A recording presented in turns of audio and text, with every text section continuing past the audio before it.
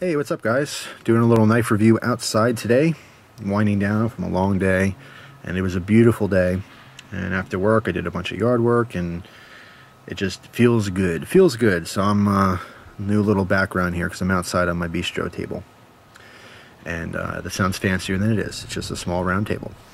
So anyway, today we're looking at this CRKT Ripple. What a fantastic gentleman's knife.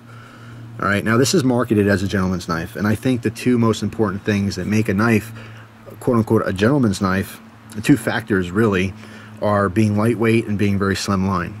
Okay, and this has both. This is very lightweight, and it's very slim line. 2.9 ounces on this one. This is the stainless steel version. At the end of the review, and you know, even if you don't want to watch this review, skip to the end because there's some important information. I'm going to compare this to the cheaper version, and you're going to want to hear about it. Okay, it's important. So if you don't have time, skip to like the last, I don't know, 10 seconds or so, or maybe the last minute because I'm long-winded. So anyway, yes, 2.9 ounces on the stainless steel version. This has the bronze titanium nitride coating on it. There's also a blue one that's in the market right now. This one I don't believe is for sale yet. It's coming soon. It's just one of the benefits of being a reviewer is occasionally you'll get something that's not out yet. But it's identical to the blue one. It's just the coloring. The coloration is different. That's all. They put a little layer of titanium on there so you can anodize it whatever color they want. The blue one's very vibrant and very, very showy, you know, and it's also classy. But you know, people have different preferences. If you happen to like this, you know, deeper bronze color, or it's kind of a, you know, old coppery type look to it, then that's cool too. But anyway, this is the bigger version, by the way. Okay, the larger, heavier version still only comes in at 2.9 ounces. So these are very lightweight knives. Super smooth, super ergonomic. It's a frame lock. It's got a flipper design to it. It's got IKBS bearing system in it. Okay, you can see the female side of that pivot pin, or pivot screw, excuse me. There's markings on there, shows the little ball bearings, and then of course the arrows. Okay, that's indicating your IKBS system. Very smooth, perfect lineup, nice detent in this. Attention to detail, it really is very nice. And speaking of detail, we have a rounded spine. What do you know? I love that. It's a little touch of class. Every time I get that on a knife, I am super happy. By the way, perfect lockup on this. Perfect lockup. I really like that. Now, the IKBS system is already very smooth, but I've been trying this. Someone sent me about this, and apparently it's epic. But it really is epic. It's really, really good. I would say comparable to maybe Tough Glide. You know, works about the same. But I wanted to show this. This is the first time I've ever used this before. Epic Motorsports is the website. If you guys have experience with this, let me know. Obviously, you can see I've been using it quite a bit. But I just love the needle applicator. There could be dog urine in here, wouldn't make a difference. I just like using that for the pivot. So, super smooth. Nice combination. A little bit of lubricant, and that IKBS is beautiful. What else about the knife? Let's talk about the blade a little bit. These stainless steel versions have the Acuto440. Okay, that might be something new to you. All it is basically is a 440C. It has better edge retention because there's more chromium content in it, and it also has a little bit of vanadium in it. All right, so it does work a little bit better. I can promise you, from one knife guy to another, or knife guy to a knife girl, it's not that different. It's better, but it's so slight, and if you don't use knives all the time, you really wouldn't know the difference. You're going to need to sharpen this either way. It won't hold an edge forever. Rockwell is 57 to 58 on this steel. We have a modified drop point with the vest serrations. People asked me about the vest serrations before. I don't know if I've ever touched upon it. I think it's the second best serration pattern that's out there right now. I think the best serration pattern, if you're going for a combo blade, would have to be Kershaw's scallop serrations. Also, I believe a Ken Onion design, but that's that full scallop. That just seems to be the least snaggable serrations when it's dull. So I happen to prefer those. But this comes in at second. For me, it's almost like that. More opened up, and of course has square faces. So you do get slight corners, but you know, still works fine. Comes razor sharp out of the box, which is cool. And of course, if you're into knives, eventually you should learn how to sharpen them, and it won't be a problem. If I didn't already mention, frame lock, no blade play at all. And also, if I didn't mention it, it is perfectly centered. which I know some people freak out if it's not. This one is. Nice flow through design. Nice little standoffs. Very cool. Very simple, but very well done. Definite attention to detail here. As aesthetics, I don't like these holes. Means nothing, just my personal preference. I'm just voicing aloud to you. I think if these holes were taken off this knife as well as on the pocket clip, it would be even classier. It's pretty cool as it is. I don't think it needs the holes, is my point. But this pattern here is very grippy.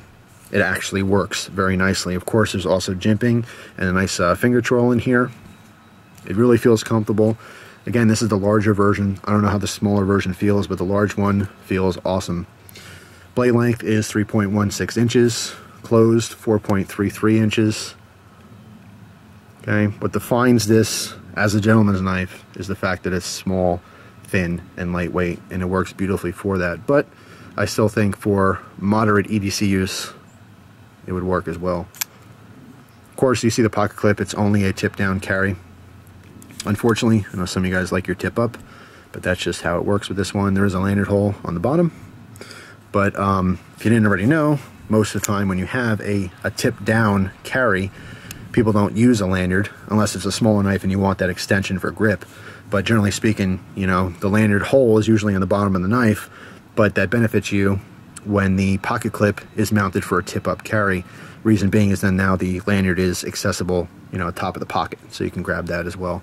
That's really the biggest purpose. Other than that, maybe just for looks. But more than not, people who have a tip down knife will probably never put a lanyard on it. If they do, again, it's just for looks, not for function. But I love this knife. I think it's a great representation of a gentleman's knife. I think CRKT did a fantastic job on this one. I mean, I've always liked CRKT for their innovation and their affordability in knives. And now we come to that important part of the video. So I'm sure someone will put the time, you know, in the comments below.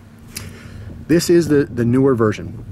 When I mean my newer version, this is, by the way, even though this is the bronze one that's not available quite yet, you know, depending on when you're watching this video, it's identical to the blue one, being stainless handles with the Acuto440 blade. The expensive version, this one, runs about 80 bucks. Okay, depends on where you get it. $80 is a great price for this knife.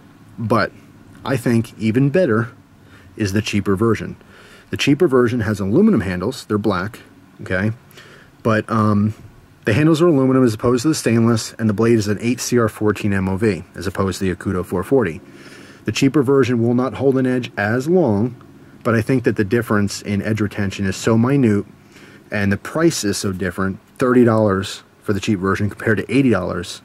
I think that, you know, 9 out of 10 times, you'd be very, very happy with the cheaper version. That doesn't always happen with knives. Sometimes, you know, they make a cheaper version, then they'll make the more expensive version with the better materials. More times than not, the better version is worth getting.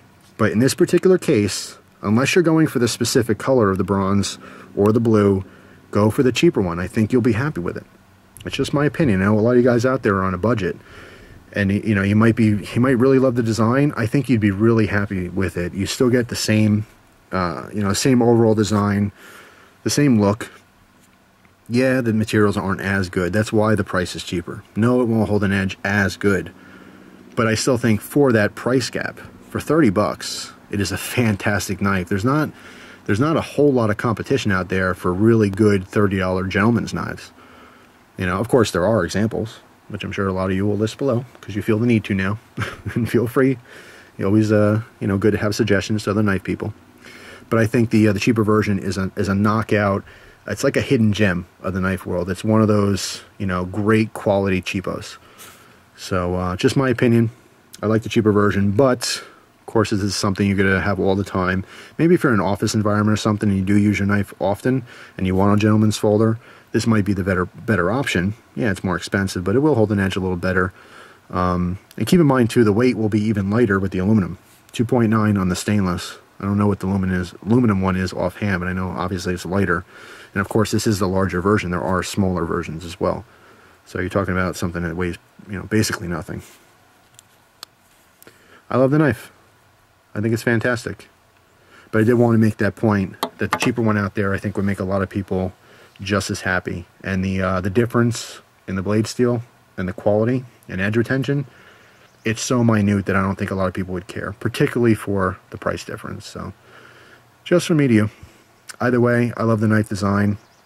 I think this is definitely a home run from CRKT. They have a lot of great knives out there. Every company has something to bring to the table.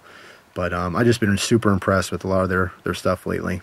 And in fact, I have more CRKT reviews to do in the future. But I think my next review might be a Spyderco. So that's all. Thanks for watching. Hope you guys enjoy the rest of your day. And I'll see you soon.